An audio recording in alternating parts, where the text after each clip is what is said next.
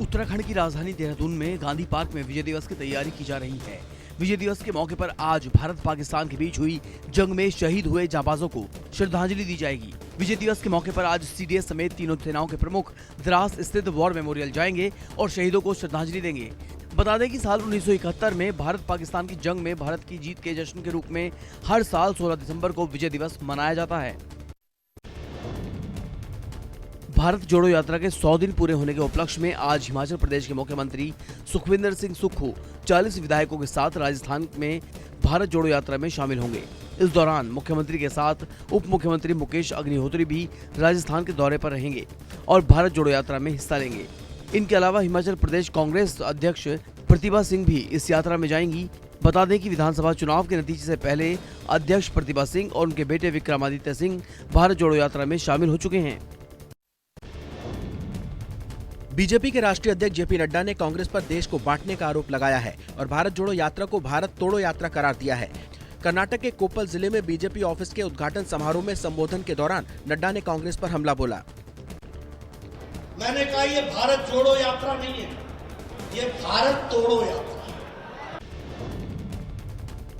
हिमाचल प्रदेश के प्रभारी राजीव शुक्ला और सीएम सुखविंदर सिंह सुक्खू पार्टी विधायकों के साथ जयपुर पहुंच गए हैं। सीएम का कहना है कि कांग्रेस की भारत जोड़ो यात्रा में सभी विधायक हिस्सा लेंगे। वहीं हिमाचल प्रदेश के प्रभारी और राज्यसभा सांसद राजीव शुक्ला ने हिमाचल के मंत्रिमंडल गठन पर कहा कि विधानसभा सत्र के बाद मंत्रिमंडल का गठन होगा। अभी विधानसभा सत्र हो जाए। हाँ। आज भारत जोड़ो यात्रा को 100 दिन पूरे हो रहे हैं। इस मौके पर कांग्रेस सांसद राहुल गांधी आज जयपुर में राजस्थान प्रदेश कांग्रेस कार्यालय में एक प्रेस कॉन्फ्रेंस को संबोधित करेंगे। राजस्थान में 17 दिन में ये यात्रा करीब 500 किलोमीटर का सफर तय करने वाली है। बता दें कि भारत जोड़ो यात्रा 7 सितंबर को तमिलनाडु में कन्याकुमारी से शुरू हुई थी।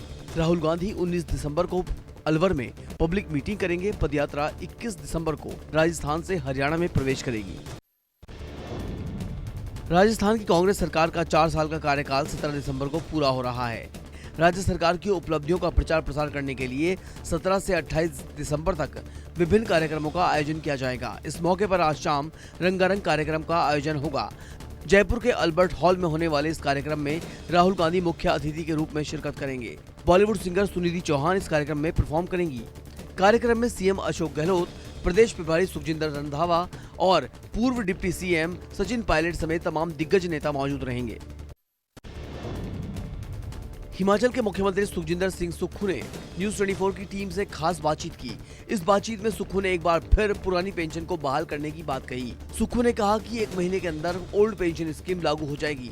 बता दें कि मुख्यमंत्री पद की शपथ लेने के बाद सुक्खू ने ओल्ड पेंशन स्कीम लागू करने की बात कही थी। वैसे भी ओल्ड पेंशन स्कीम का मुद्दा कांग्रेस के चुनावी मैनिफेस्टो में टॉप पर था। कहीं न कहीं इस मुद्दे को भी सूबे में कांग्रेस की जीत का बड़ा फैक्टर माना जा रहा है। भारत चीन सीमा पर जारी तनाव के बीच गुरुवार को भारत ने अपनी सबसे खतरनाक मिसाइल अग्नि 5 का सफल परीक्षण कर लिया। रक्षा सूत्रों की तरफ से कहा गया है कि भारत ने सफलतापूर्वक अग्नि 5 परमाणु सक्षम अंतर महाद्वीपीय बैलिस्टिक मिसाइल ICBM का नाइट ट्रायल किया, जो 5000 किलोमीटर से अधिक के लक्ष्यों को भेद सकती है। ओडिशा के अब्दुल कलाम द्वीप से भारत ने अग्नि 5 मिसाइल का परीक्षण किया। परीक्षण में डमी वॉर डेड का इस्तेमाल किया गया था। इस परीक्षण को नई तकनीक और उपकरणों के साथ किया गया था। भारतीय विदेश मंत्री एस जयशंकर ने यूएनएससी की बैठक के बाद प्रेस कॉन्फ्रेंस में कहा, पाकिस्तान वो देश है जिसे अच्छी सलाह लेना नहीं आता।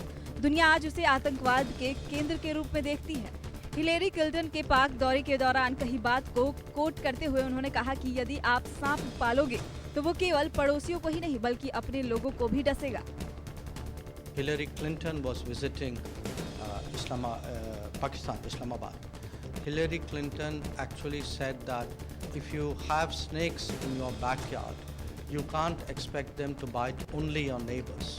Eventually, they will bite the people who keep them in the backyard. But as you know, Pakistan is not great on taking good advice. The world today sees them as the epicenter of terrorism. Britain की London high court ने नीरव मोदी के भारत प्रत्यर्पण के खिलाफ Britain में supreme court के appeal करने के आवेदन को खारिज कर दिया है। इसी के तहत प्रत्यर्पण से बचने की अब नीरव मोदी प्रत्यर्पण के खिलाफ सुप्रीम कोर्ट में नहीं जा सकेगा। बता दें कि नीरव मोदी 2018 में पंजाब नेशनल बैंक में करीब 11,000 करोड़ रुपए के घोटाले का आरोपी है। मनी लॉन्ड्रिंग मामले में वांटेड नीरव मोदी भारत छोड़कर भागने के बाद फिलहाल लंदन में है। शराबबंदी वाले बिहार के सारण में जहरीली शराब से अब तक 46 लोगों की मौत हो गई।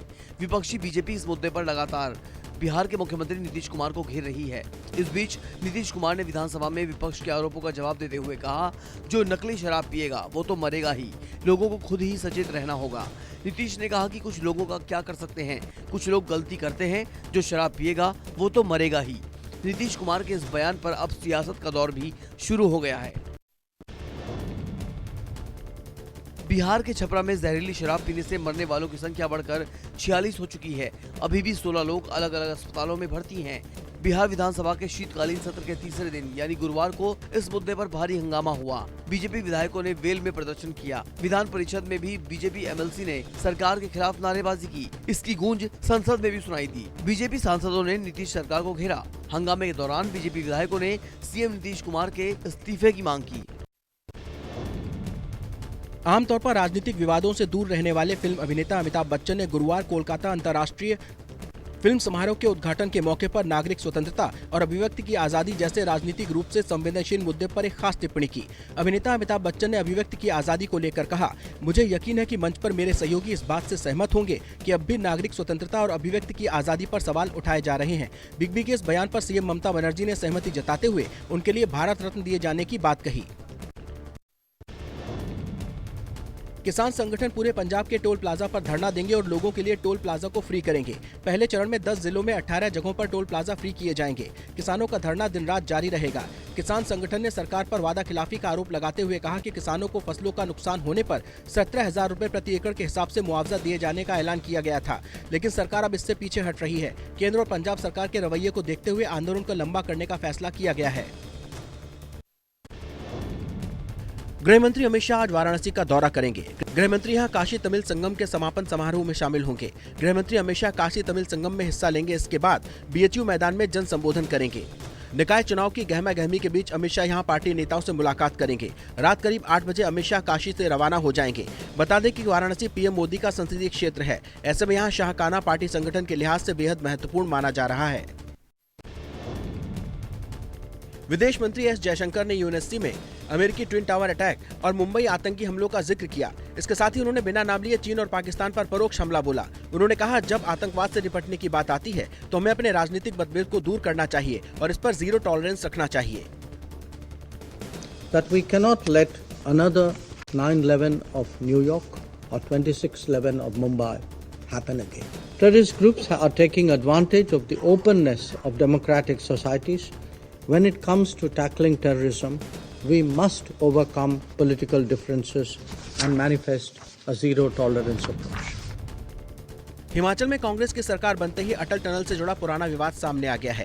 सूबे के नए मुख्यमंत्री सुखविंदर सिंह सुक्खू ने प्रशासन को अटल टनल से 2020 में गायब हुआ शिलान्यास पत्थर दोबारा स्थापित करने का आदेश दिया है। दरअसल राष्ट्रीय सलाहकार परिषद की तत्कालीन अध्यक्ष सोनिया गांधी ने 28 जून 2010 को सुरंग के पास टुंडी में टनल के दक्षिण पोर्टल की आधारशिला रखी थी, जिसके बाद सुरंग की मेन एंट्री के पास सोनिया गांधी के नाम का एक शिलान्यास पत्थर भी लगाया गया था। आरोप है कि पीएम मोदी के 3 अक्टूबर 2020 को सुरंग का उद्घाटन करने से पहले शिलान्यास पत्थर को हटा दिया गया था। भारतीय वायुसेना के सहयोग से चंडीगढ़ प्रशासन देश का दूसरा और सबसे खास वायुसेना हेरिटेज सेंटर स्थापित करने जा रहा है। आज रक्षा मंत्री राजनाथ सिंह इस हेरिटेज सेंटर का उद्घाटन करेंगे। इस मौके पर भारतीय वायुसेना के प्रमुख चीफ मार्शल वी.आर. चौधरी सहित वायुसेना के सभी बड़े अधिकारी भी हिस्सा लेंगे। यह हेरिटेज सेंटर कई मायनों में खास होगा। 1971 की जंग में इस्तेमाल हुए एयरफोर्स के लड़ाकू विमानों के अलावा यहाँ MiG-21, MiG-23 और 1958 में बने कानपुर 1 विंटेज प्रोटोटाइप विमान भी इस हेरिटेज सेंटर में रखे जाएंगे।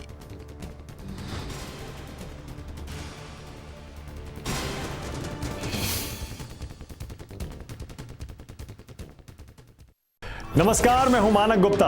अगर आपको हमारा ये वीडियो पसंद आया हो तो इसे लाइक और शेयर जरूर करें और हाँ, हमें सब्सक्राइब और फॉलो करना ना भूलें ताकि आप देश और दुनिया की कोई खबर मिस ना करें।